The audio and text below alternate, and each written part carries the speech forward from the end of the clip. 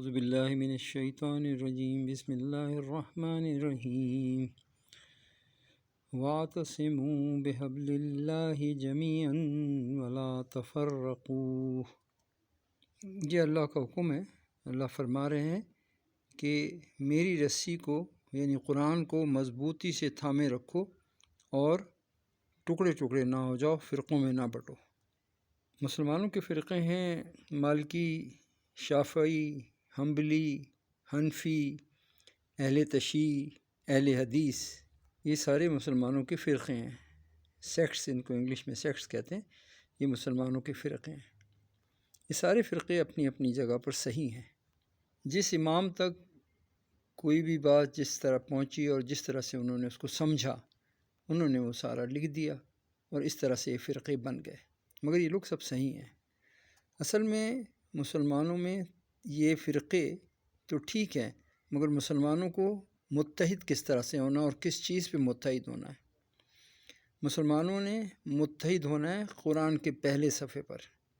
قرآن کا پہلا صفحہ جو ہے، جس میں اللہ پاک فرما رہے ہیں بسم اللہ الرحمن الرحیم، الحمدللہ رب العالمین، سب تعریف اللہ کے لیے ہے جو رب العالمین ہے، سارے جہانوں کو پالنے والا ہے۔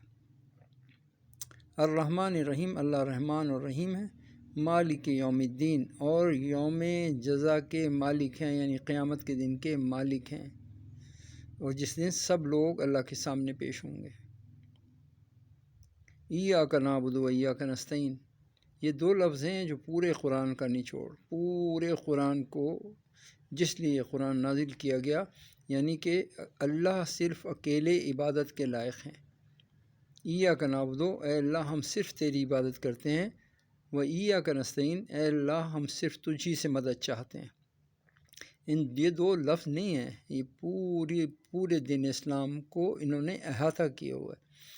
اگر مسلمان اللہ کے علاوہ کسی اور کی عبادت کرے یا سوچے تو مسلمان نہیں رہے گا، مسلمان نہیں رہے گا اگر وہ مسلمان صرف ایک اکیلے اللہ کی عبادت کرتا ہے۔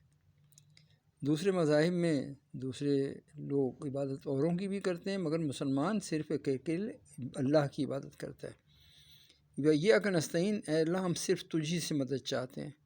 اللہ چونکہ خالق ہیں، مالک ہیں، رازق ہیں، تو مدد بھی کس سے مانگنی ہے؟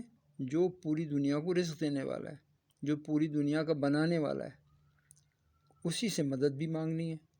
جب ہم اللہ کی صرف عبادت کریں گے، صرف اللہ سے مدد مانگیں گے، تو اس پہ سارے مسلمانوں کو متحد ہونا چاہیے۔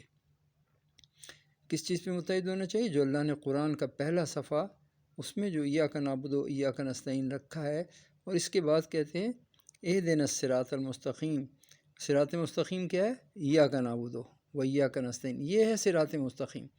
یعنی اللہ نے جو بات کہی ایاک نعبد و ایاک نستعین، اس کی تفصیل آگے بتا دی۔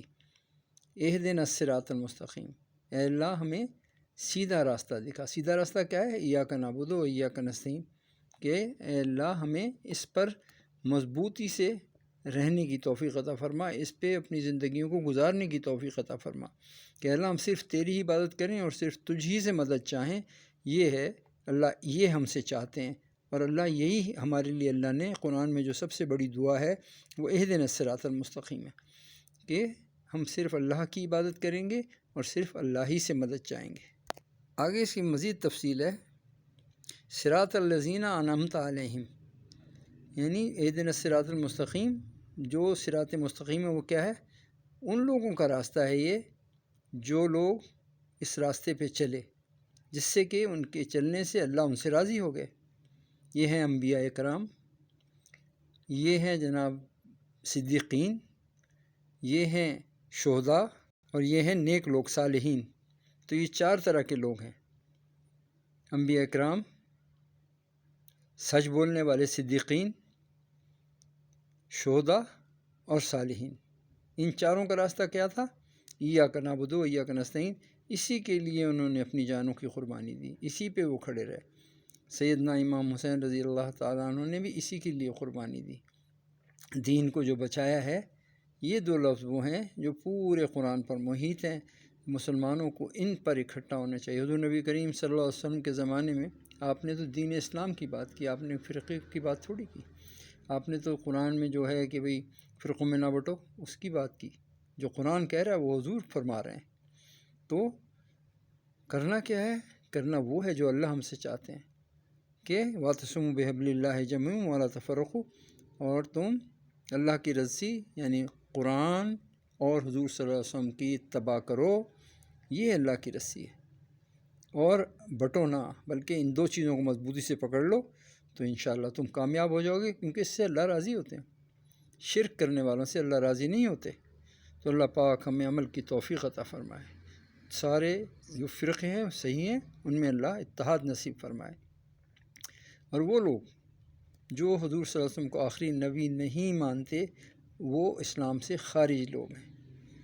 جو اس آیت کو نہیں مانتے الیوم اکملت لکم دینکم واتممت علیکم نعمتی، اس آیت کو جو نہیں مانتے وہ بھی اسلام سے خارج لوگ ہیں. وہ اسلام سے خارج لوگ ہیں. باقی یہ سارے فرقے صحیح ہیں، اپنے اپنے فرقوں پہ سب چلیں، مگر ایک دوسرے سے آپس میں محبت رکھیں. ایک دوسرے کی ایسی کوئی بات نہ کریں جس سے کہ دوسروں کے دل ٹوٹیں، دوسرے مسلمانوں کی جو ہے وہ ناراضگی پیدا ہو دوسرے مسلمانوں میں. آپ کے جو امام ہیں ان کی آپ پیروی کریں، مگر دوسروں پہ تنقید نہ کریں کہ وہ ایسے ہیں وہ ایسے ہیں. بھائی وہ اپنی عبادت کریں، آپ اپنی عبادت کریں، اور اللہ کی رسی یعنی ایاک نعبد و ایاک نستعین کو مضبوطی سے تھام کے رکھیں. کیونکہ جب یہ بات ہم کرتے ہیں تو پھر ہم بڑھ جاتے ہیں، مسلمانوں کی قوت ختم ہو جاتی ہے، مسلمانوں میں تفریق پیدا ہو جاتی ہے، ان میں نفرت پیدا ہوتی ہے. تو نفرت پھیلانے والی باتیں ہمیں نہیں کرنی چاہیے. ہمیں آپس میں محبت والی باتیں کرنی چاہیے. وہی دین اسلام جو حضور صلی اللہ علیہ وسلم کے زمانے میں تھا اسی پہ ہمیں چلنا چاہیے. وہ ہے ایاک نعبد و ایاک نستعین، اس کے علاوہ کچھ نہیں ہے. اللہ پاک ہمیں عمل کی توفیق عطا فرمائے.